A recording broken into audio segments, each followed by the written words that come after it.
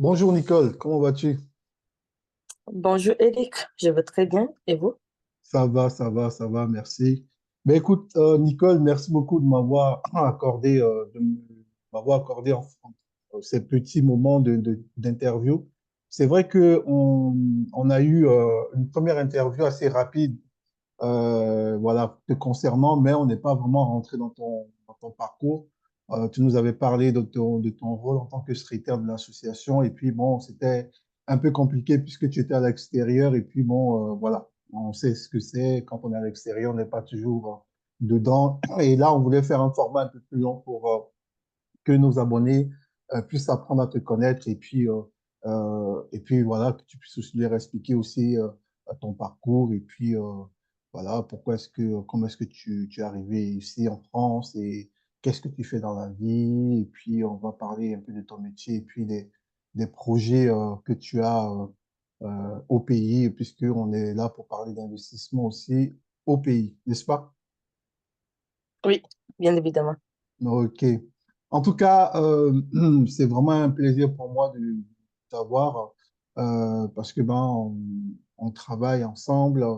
Tu es la secrétaire de l'association Fonds Afrique Investissement, la secrétaire générale, et puis voilà, ça fait maintenant quasiment un an que tu es engagé comme nous tous, voilà, et je veux encore profiter de cette soirée-là, de cette interview pour te dire vraiment toute ma gratitude pour tout le travail que tu fais et te dire que franchement, tu es une valeur sûre et une personne sur laquelle je peux toujours compter. Voilà. Je suis très reconnaissante pour ta reconnaissance également. Et n'oublie pas que tu es le président. Et quand, euh, quand un bureau est en place et quand le bureau il est fonctionnel, c'est grâce au président. Donc, je te réitère des remerciements. Et c'est Merci grâce à beaucoup. toi qui a toujours été le lien pour souder nous tous. Donc, je te remercie également. Merci beaucoup, Niki. Donc, on va commencer. Un instant, s'il te plaît. On va reprendre tout de suite l'interview. Si tu veux, on peut reprendre. Donc, voilà. Désolé pour cette interruption. On reprend en fait notre interview. On était au fait que, ben, écoute, je pense que, bon, voilà, on va apprendre à mieux te connaître puisque on avait fait cette interview de façon très rapide. Et donc là, présente-toi un peu. On va commencer par ton petit parcours. Nicole, qui es-tu? Tu es de quelle nationalité? Et puis, voilà, quel âge tu as, même si j'espère que c'est pas trop indiscret, mais en sorte que tout le monde puisse te connaître aussi, Nicole. Et où est-ce que tu vis actuellement? Vas-y. Ok, je commence par la partie récente. Je suis Nicole Nidfoli Sonda. Je n'ai pas encore changé de nom ni de prénom. Je vis à Paris, en Île-de-France. J'ai 29 ans, bientôt je vais 30 ans, en décembre. Je suis d'origine burkinabé. Ok. Euh, voilà, on se posait la question, comment c'est une burkinabé qui se retrouve à Paris? Oui, mais Mais justement, on va rentrer dans les détails, hein. Tu vas me parler un peu de ton parcours.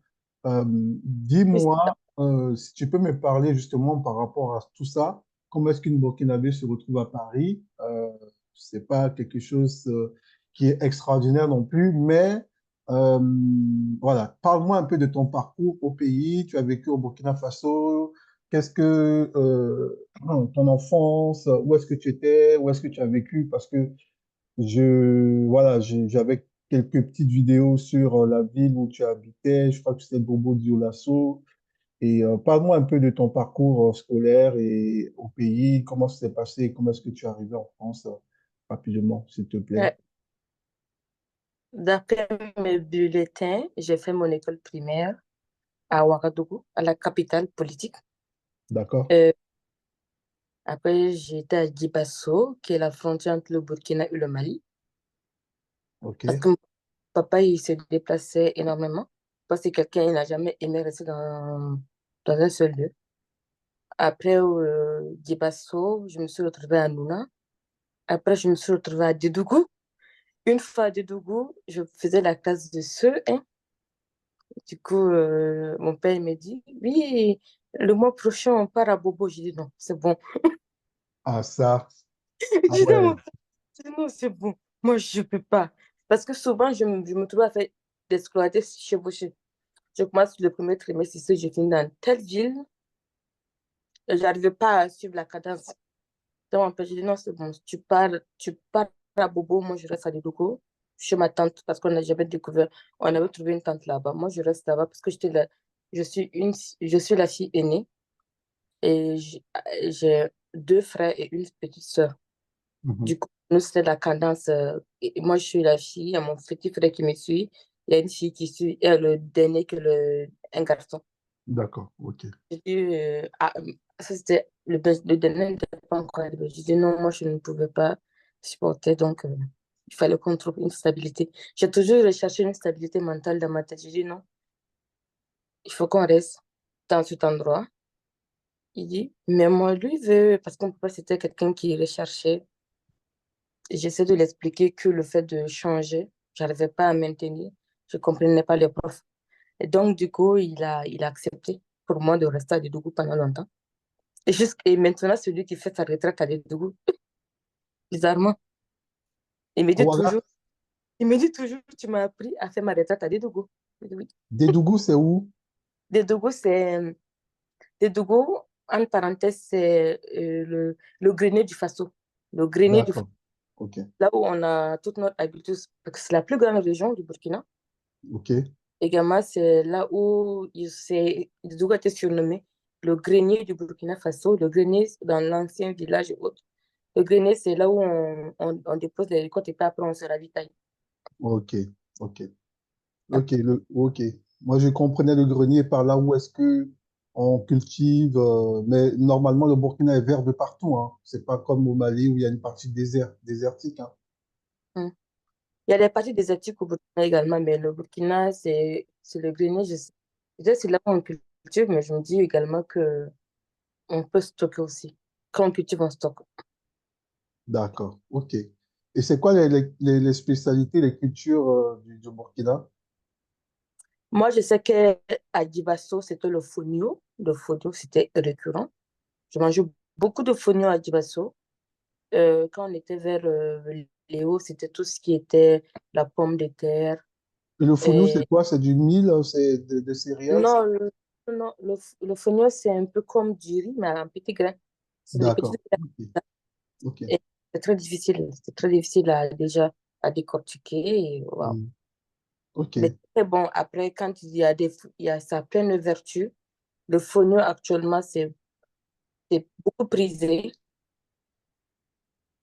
Et dans les échanges internationaux, le fonio actuellement, c'est un peu comme le pomme d'acajou, quoi.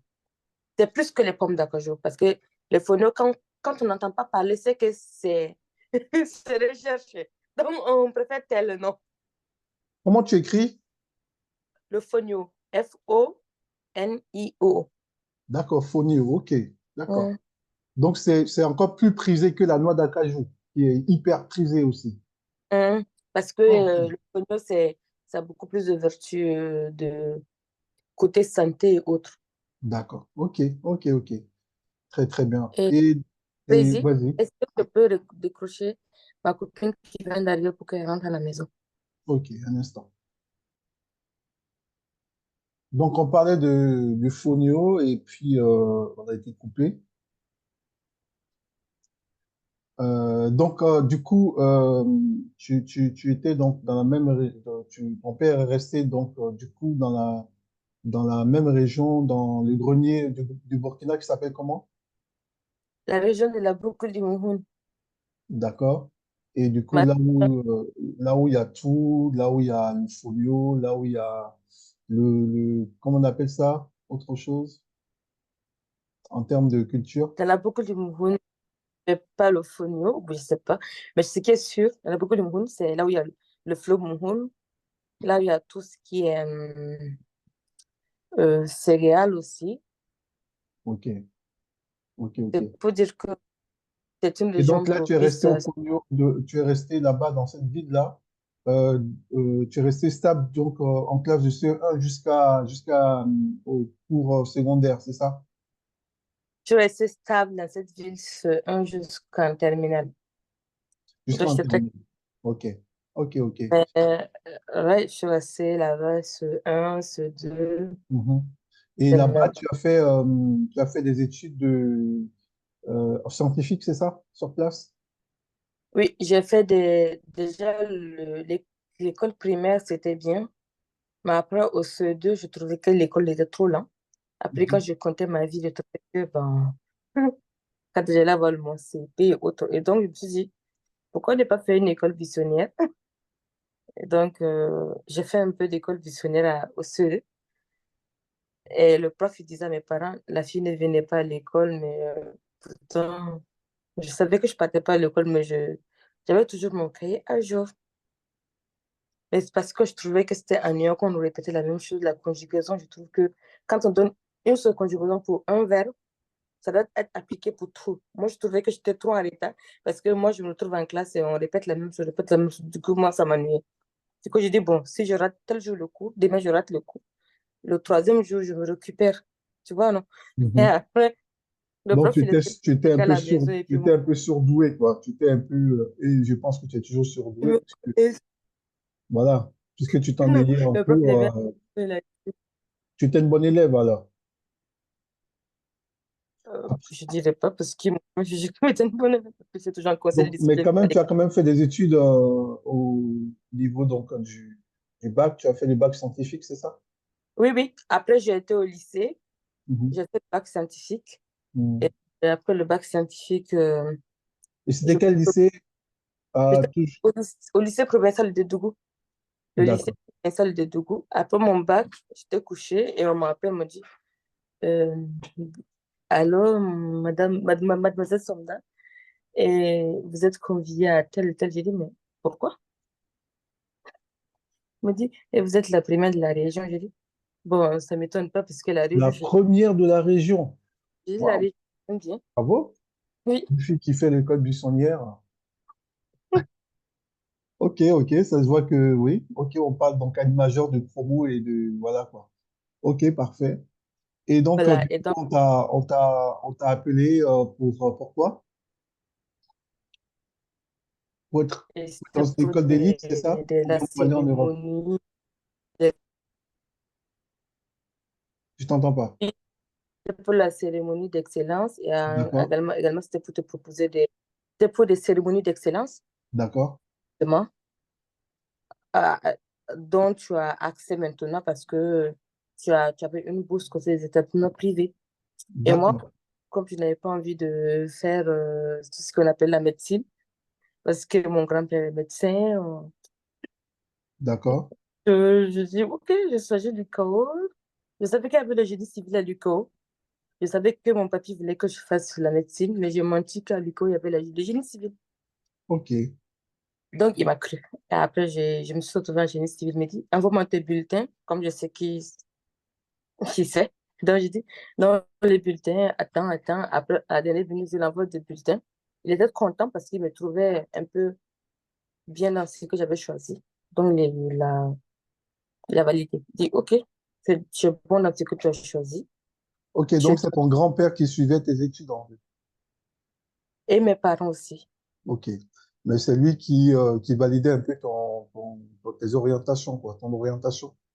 Je le trouvais comme étant quelqu'un qui devait valider les choix que je faisais. Mais après avoir fait mes choix, D'accord, je comprends. Tu le mettais sur le fait accompli un peu, quoi. oui, il me fallait qu'il valide. Ok, je vois. Et donc, du coup, tu fais Et, des études de génie civil. Génie civil, ça consiste en quoi? génie civil, ça, au début, c'était un bâtiment de travaux publics. Tout ce qui concerne le dimensionnement des structures, tout ce qui concerne les études préalables à un projet de construction et Ok, tout ce qui concerne les travaux publics. d'accord. Ok. Donc, on va en venir, on va y arriver après, hein. Tu vas nous parler un peu de ton métier, de ce que tu fais aujourd'hui. Et du coup, tu valides donc ton ticket d'entrée pour entrer dans cette école-là, privée, j'imagine, en génie civil. Et tu vas Oui, jusqu'à quel niveau du coup? j'ai rejoint l'UKO UUB en 2000, en 2014. Maintenant, bizarrement, quand je disais 2014, j'ai eu l'UUB en 2014. J'ai fait jusqu'au Master 1. Je pense que c'était en licence 3. Il y a un de mes profs qui m'a dit, ton nom, il est arrivé là où toi, tu peux pas arriver un jour. J'ai pas bien compris parce que on te reçoit un peu mal, donc les J'ai dit, paroles sont un peu hachées. je me rappelle, il y a un de mes profs Oui. en licence 3 qui m'a dit, ton nom, il est arrivé là où tu n'arriveras pas un jour. Ah, d'accord. Wow. Donc il fallait que tu dépasses ça. C'est un défi pour toi, quoi. Oui, en gros. Ok. Et donc du coup, tu poursuis tes études jusqu'à bac+5, c'est ça? Toujours au pays ou bien tu viens en France pour poursuivre tes études? Comment ça se Je, passe?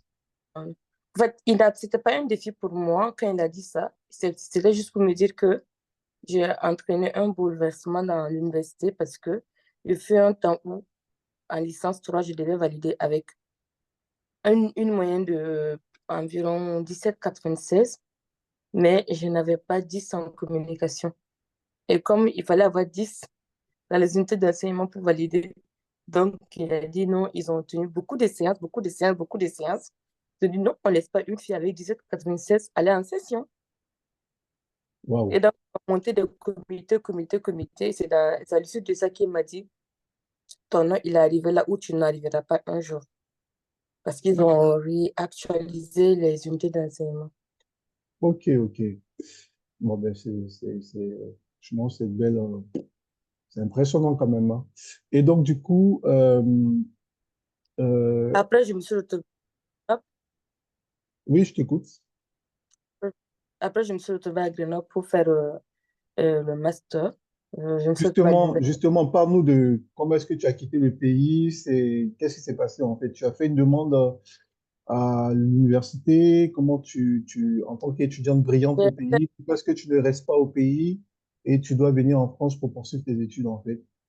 parce que déjà, au pays, le master, ça prenait en gros 2 ans pour passer une année. Mhm. Donc, D'accord, c'est un peu trop lent.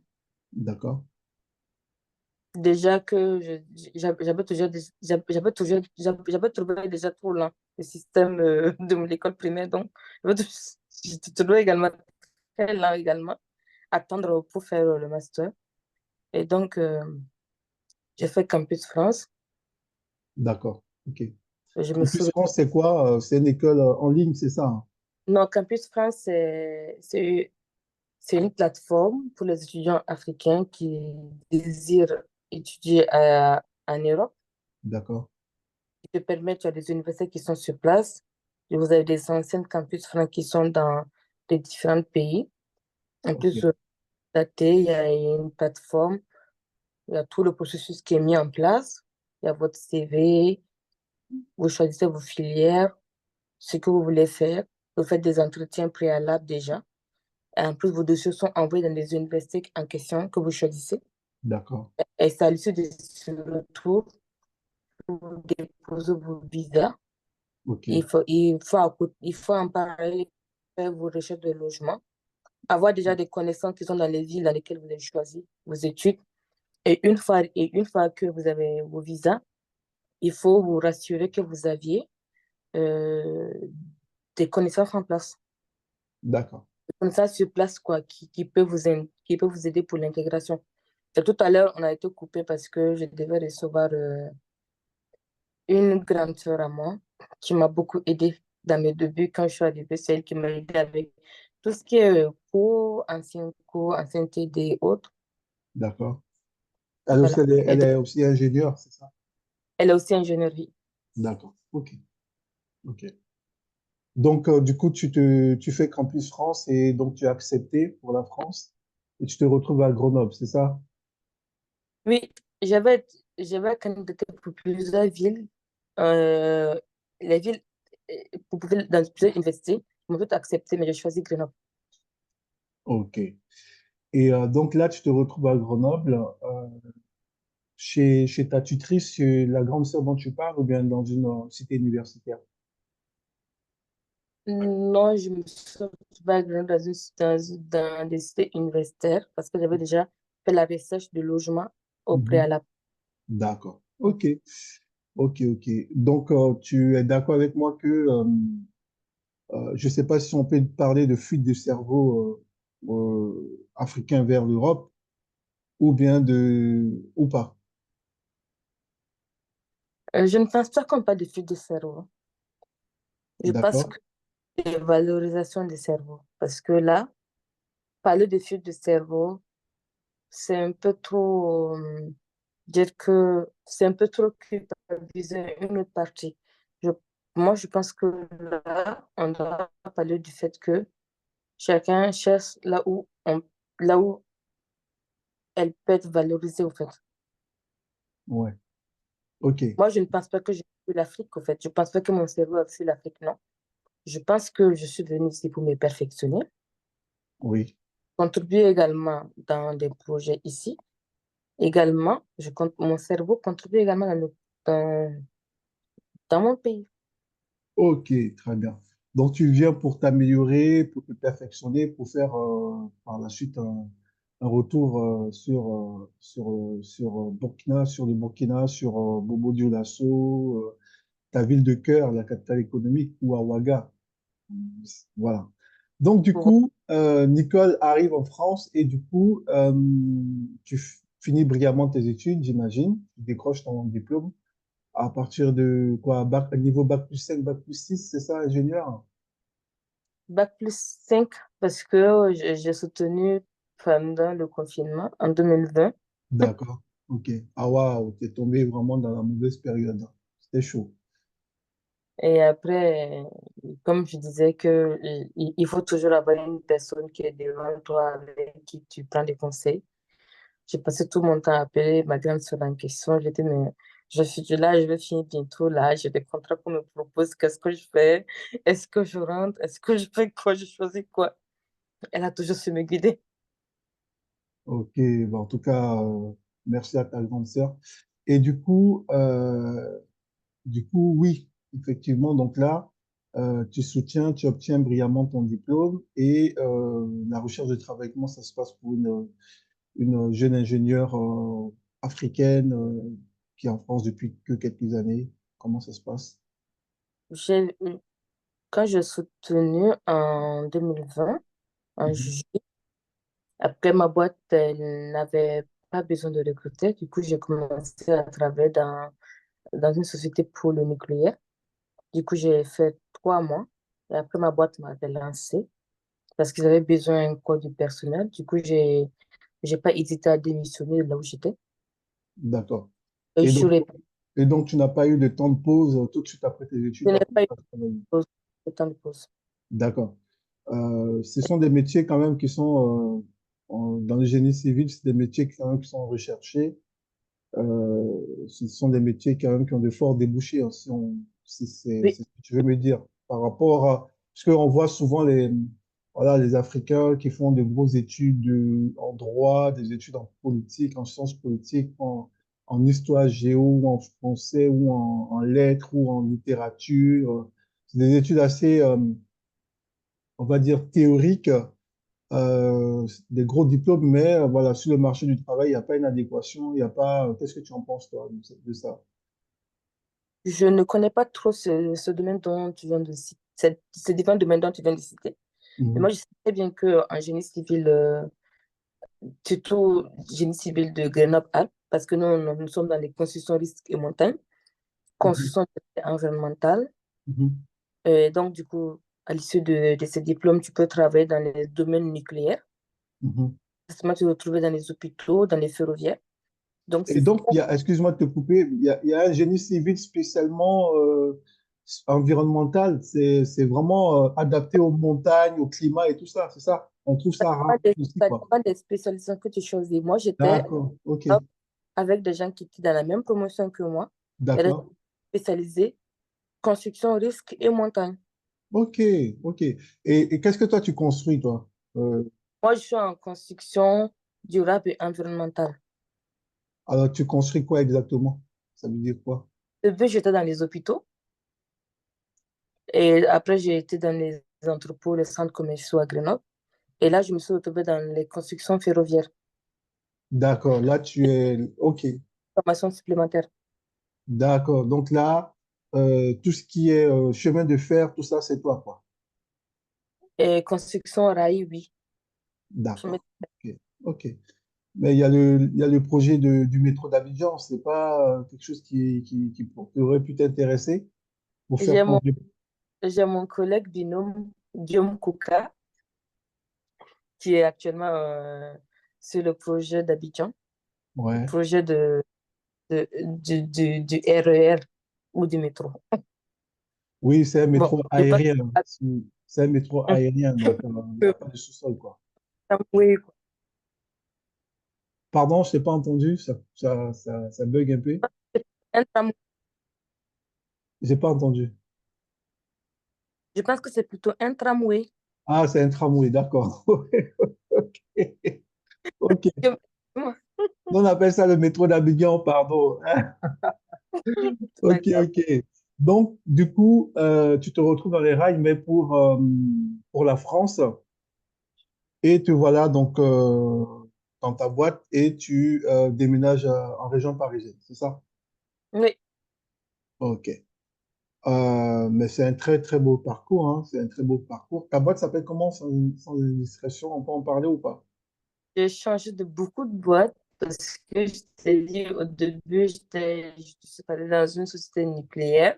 Mhm. J'ai quitté là-bas, j'ai été partie dans mon ancienne boîte. Après, j'étais dans une boîte. Après, j'étais dans une autre boîte. Maintenant, je suis à Aegis Rai. Elis Rail, c'est ça? Aegis Rai. Régis Rail, Aegis, Aegis Rail. oui. Ok, d'accord. Ok, ok, très très bien. Et là, tu as un statut de cadre en France, africaine. Comment ça se passe dans le travail au quotidien? Je ne sais pas comment expliquer ça, mais je dirais que ça va. Ça dépend des semaines, mais en gros, ça va. Ok. Il faut savoir s'imposer, il faut savoir Il n'y a pas ce une que- espèce de machisme, voilà, de sexisme, parce mais qu'on est dans les travaux publics aussi, hein, il y a beaucoup d'hommes, quoi. oui, mais dans tout boulot où il y a une femme qui intervient dans le domaine d'homme, il y a toujours le machisme, il y a toujours le sexisme. Ça existe toujours. Il faut faire avec et puis après, il faut savoir les cadrer, tout simplement. Ok. Et en tant que jeune africaine, justement, quel message, quelle image au travers de ton travail, tu peux faire passer aussi à tous ceux qui nous regardent, que c'est possible Et ou voilà quoi. déjà, quand tu es une fille, tu veux faire du génie civil, c'est que tu es déjà déterminé. C'est que tu sais déjà que tu n'es pas autre, quoi. C'est que tu Tu dois n'es te pas dire, quoi? tu n'es pas autre. Autre, ça veut dire que tu, tu n'es pas comme les autres filles.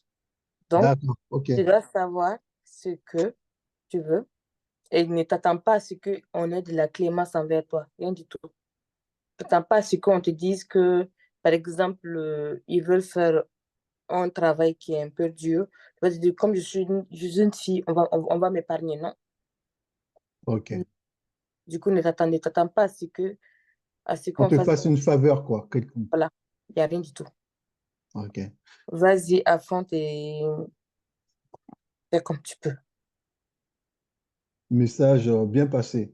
Je trouve que c'est quand même bien d'avoir aussi des jeunes comme toi, des jeunes blacks africaines voilà, qui sont compétentes dans leur métier, qui savent où elles vont, où est-ce qu'elles mettent les pieds, parce que bon, voilà, depuis toute jeune, déjà, tu savais déjà ce que tu voulais, comme tu as dit, par rapport à ton grand-père, déjà. Donc, aujourd'hui, voilà, tu es déterminé et puis tu es prête à aller de l'avant. Comment ça se passe pour toi quand on est cadre et qu'on travaille quasiment tous les jours, qu'on est sous les chantiers, euh, le regard des autres blacks, comment ça, c'est comment? Les hommes, plutôt les hommes blacks. Souvent, je pose la question à ma grand-mère. Je dis, mais pourquoi? Je ne sais pas c'est quelle dame qui a marché pour qu'on puisse demander aux femmes de travailler. Moi, je veux rester chez moi à la maison. Ah, tu aurais bien voulu rester chez toi à la maison. Ok, je comprends. Mais bon, il faut travailler hein, pour justement. Non, mais c'est pour rire. En fait, c'est pour rire parce que je trouve que c'est vraiment intéressant. Et le regard, souvent, on a des personnes qui nous regardent pas Je du parle des tout. regards des femmes, des hommes noirs. Hein. Des hommes noirs. Femmes, bon, encore, ça va, mais les hommes Ben, noirs. des hommes, clairement, tu es ma fille. Toi, tu n'as même pas l'âge de ma fille, tu ne me parles pas comme ça. J'ai dit, je sais très bien. Vous avez plus que l'âge de mon père, mais c'est que ça ne doit pas se faire comme ça. Il dit, ok. Donc, Ok. ça va. Et les hommes noirs principalement, c'est de deux dont tu parles, c'est ça? Oui. Ok, ok. Mais non, Euh, les Européens, ils vont pas te dire ça quand même. qui? Les Européens, ils te disent pas ça. D'accord, ok. Ok, ok. Donc, oui, bah, c'est intéressant, c'est intéressant. Comment ça se passe, toi, au quotidien, dans ton travail? Tu tu t'épanouis, tu t'éclates, ta vie sociale, comment ça se passe, en tant que cadre? Voilà, tu te fais des amis, voilà. Moi, actuellement, je, je me porte très bien. J'aime bien ce que je fais actuellement. J'ai plein d'amis qui sont à côté. Le fait, les amis de mon travail sont devenus comme la famille pour moi. Donc, s'il y a quelque chose qui arrive à un proche, je suis affectée. Le travail, je suis affectée. Mais je pense qu'on passe plus de temps au travail qu'à la maison. Bien sûr. Mhm, mhm, Donc, mhm, tu crées ta famille, tu as mhm, tes responsables qui sont là. mhm. C'est vrai, souvent, il y a mon responsable qui m'appelle chef parce que je suis un peu trop dur. Mais c'est ça. D'accord, ok. On t'appelle chef. Même ton responsable t'appelle chef. Waouh, incroyable, incroyable. Ok, ok. Et le travail en lui-même, il est stressant ou pas? Je sais pas quoi dire par là, mais je pense que chacun choisit son éléphant qu'il peut abattre, mais je sais pas. Mais c'est dur, mais c'est pas dur parce qu'il y a des gens qui font plus dur que ça. Et donc, je me dis que ça va, Ok, on maintient. ok, ok. C'est Donc maintenant, intéressant. pardon? J'ai dit, mais c'est intéressant. Ok. Maintenant, parlons de comment est-ce que tu arrives donc à l'association Fonds Afrique Investissement et comment est-ce que voilà, tu t'impliques et comment est-ce que tu vois l'association et aussi, on va parler aussi après de tes rapports en fait avec tes parents en Afrique, comment ça se passe, toi, tu es jeune femme africaine en France avec tes parents, toute seule en France avec tes parents au pays. Comment ça se passe en tant que, voilà, en tant que jeune cadre, les rapports avec la famille et tout et tout. Donc, comment est-ce que tu intègres l'association pour Afrique Investissement? J'ai interviewé via Marie-Lou, la vice-présidente, qui m'a contactée, qui m'a expliqué les objectifs. C'était au début. Mhm, Je me suis intéressée et après, je suis rentrée dans le groupe. Après, mhm, on a fait beaucoup de webinaires, on a fait beaucoup d'entretiens. mhm, On a mis en place les différents règlements intérieurs, mhm. tout ce qui s'agissait de l'objectif de l'association et autres. Et j'ai Mhm, décidé d'être membre du bureau. Et mhm, là, je suis actuellement la secrétaire. mhm. Et donc, j'ai partagé directement la vision qui Oui. est que dès- c'est vrai, tu t'épanouis, mais je m'épanouis ici, mais j'aimerais que ce soit ailleurs, que ce soit chez moi. Ah, Ou j'aimerais également que je puisse produire un emploi chez moi et rentrer travailler même chez moi et être épanoui chez moi. C'est pas parce qu'on cherche à rentrer qui veut dire qu'on ne s'épanouit pas ailleurs. On peut s'épanouir partout, mais c'est mieux de s'épanouir chez soi. je suis Et tout à fait donc, d'accord. c'est pour ça Ouais. Et j'ai adhéré à l'association dès le début. Ça fait maintenant 1 an, 2 ans qu'on est dedans. Donc, on Pas encore travaille, deux on ans là, on réfléchit. a su la première année. La première année officiellement, c'est en novembre, hein. Donc, c'est vrai que ça passe vite, mais on n'a pas encore Mais fini la première année. officieusement, je dis. Pardon? Je parle d'officieusement. Ah oui, officieusement, oui, c'est vrai. Dans nos têtes, C'est vrai qu'on s'est vu en été. mon Dieu. Ok. Donc, oui, bah, donc là, tu parles d'épanouissement pas que ailleurs, mais chez soi, dans son propre pays. Très Ouais. bien. Et quels sont tes rapports justement en tant que cadre, en tant que une personne de la diaspora africaine burkinabé avec tes parents au pays? Comment est-ce que tu vis les choses par rapport aux sollicitations éventuelles que tu peux avoir, voilà, et aussi par rapport à tous ces jeunes Africains qui sont ici. Comment ça se passe pour toi? Comment tu vis la chose? Déjà, mes parents ne me demandent pas d'argent parce qu'ils savent que je suis toujours pauvre. D'accord? Ok? En fait, c'est pour dire que la relation avec les parents, c'est toujours quand est-ce que tu te maries? Quand est-ce que tu fais un enfant? En fait, ce n'est pas sur le fait de toi, c'est pas sur le fait que tu. En fait, au début, quand tu voulais te marier, ou quand je voulais me marier, mes parents m'ont dit, il fallait que je commence à travailler. Et quand j'ai commencé à travailler, ok, c'est bien. Et maintenant, ils ont dit, ok, c'est bien maintenant, mais épanouis-toi d'abord. Tu t'épanouis maintenant, et c'est eux maintenant qui reviennent pour te dire, quand tu te maries, je dis, mais je suis en train de m'épanouir d'abord. Ok. Ben oui, Parce qu'au début, effectivement. Effectivement, tu entends t'épanouir, mais bon, voilà. Après, tu vois, les parents, ils sont jamais contents, en fait, hein. À un moment donné, ils veulent avoir des petits-enfants et tout ça, quoi. après, ils ne s'intéressent plus à ton épanouissement, ni à ton cadre, ni à celui que tu veux choisir. Maintenant, ils veulent juste avoir un petit enfant, un mari, et c'est bouclé pour eux. Parce que eux, ils pensent que la vie, c'est comme ça. Et pourtant, mais est-ce que vous savez que le mari peut venir avant les études? Vous me disiez, finissez vite, soyez autonome financièrement. Après, tu finis vite, tu es autonome financièrement. C'est Non, ça. tu fais tes études, tu veux te marier. Ils disent, non, non, non, calme-toi d'abord. Tu te calmes. Après, tu deviens autonome financière. Et ça fait aussi ça maintenant. Tu te maries quand? Mais attends. C'est vrai. Ouais, Ouais, je comprends, mais c'est pas évident pour une femme, voilà. non. Il y a toujours cette pression sociale, cette pression de la famille et tout et tout. Ça aurait été peut-être un homme, black, bon, on n'aurait pas forcément mis la pression, autant la pression. Mais bon, pour une femme, effectivement, africaine, c'est pas toujours évident. Ouais, je souligne, parce que mais bizarrement, à côté de mes parents, j'ai pas de, j'ai pas de reproche. Bizarrement, il me pousse à dire quand est-ce que tu fais la thèse, quand est-ce que, parce que j'avais toujours voulu faire la thèse depuis que je me suis inscrite en génie civil. Je voulais faire la thèse, donc il me pose la question, quand est-ce que tu fais ta thèse? D'accord. Ok. Bon, ben écoute, hein, bonne chance hein, pour la suite. Ouais, Euh, ok. Donc, c'est très bien. Maintenant, parlons donc de business en Afrique.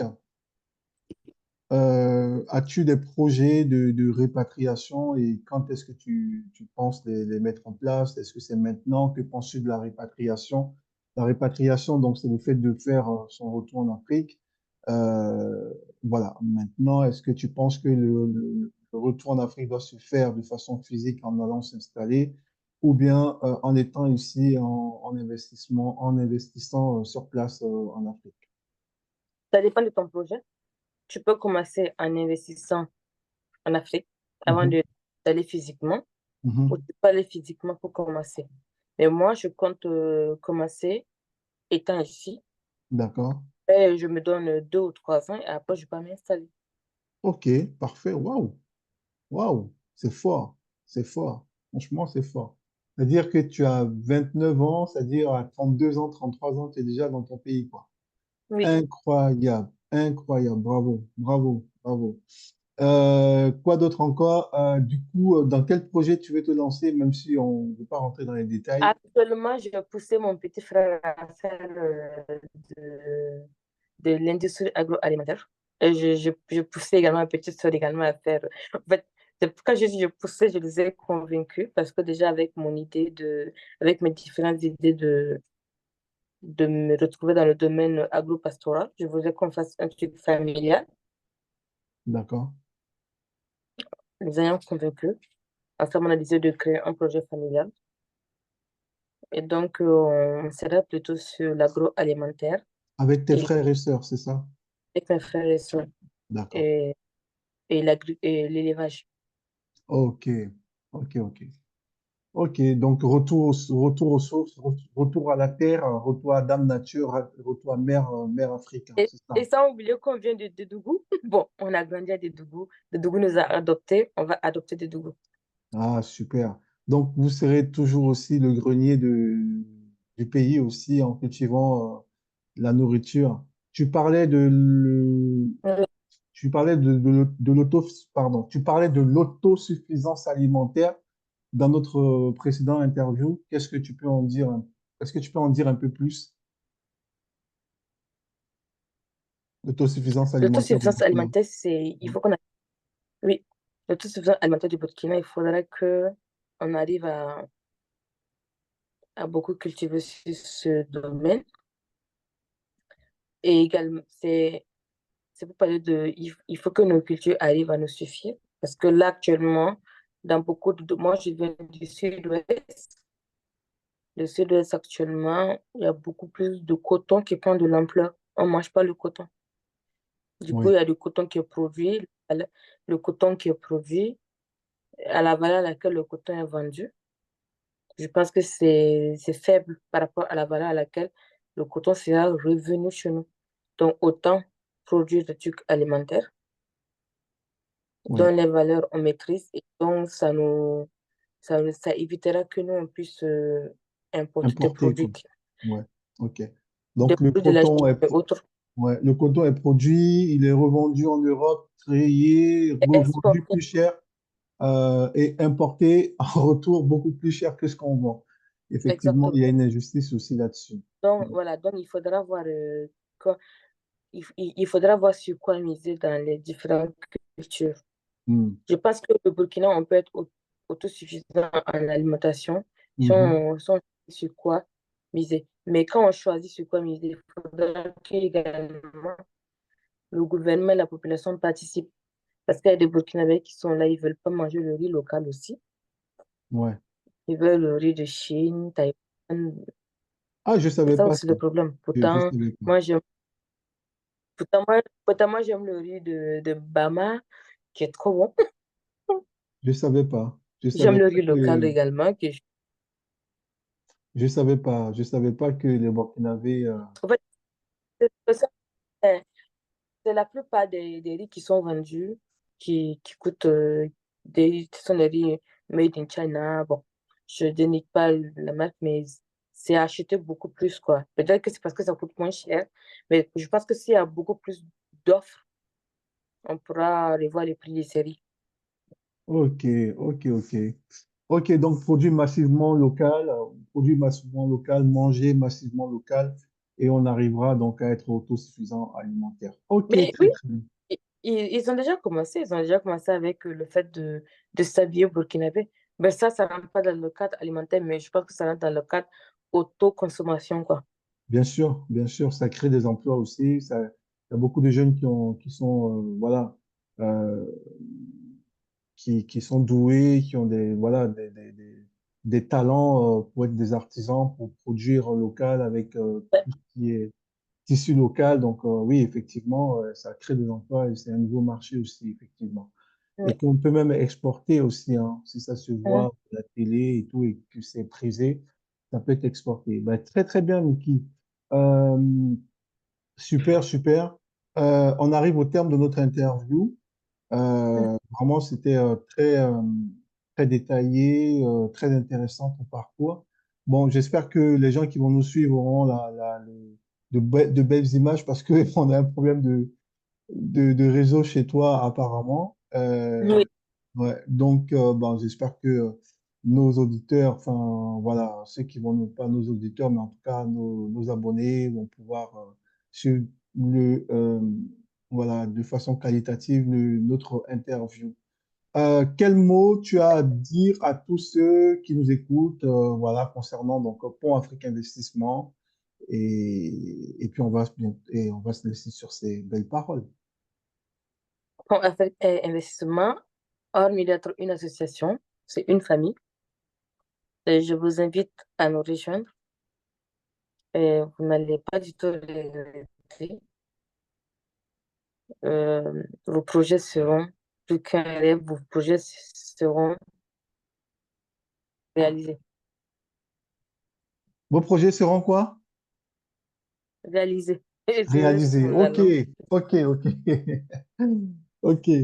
En tout cas, merci beaucoup, Nicole. Effectivement, pour Afrique Investissement, nous sommes une véritable famille et nous sommes présents au Burkina Faso. Si vous voulez avoir des informations sur le Burkina Faso, il y a notre membre Nicole, qui est la secrétaire de l'association, qui peut vous donner les tuyaux. Venez dans notre messagerie, vous nous laissez donc un message sur Facebook, et Instagram, TikTok. On a un compte TikTok aussi qui fonctionne bien.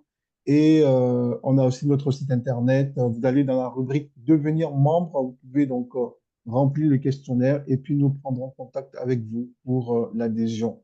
Voilà. En tout cas, merci beaucoup, Nicole, pour ces bons moments que tu nous as accordés. Merci pour l'effort fait. Prends soin de toi, Nicole. Merci beaucoup. Très, Bisous très à bon tous. week-end. Bis. À Merci toi bientôt. aussi. Merci. Au revoir.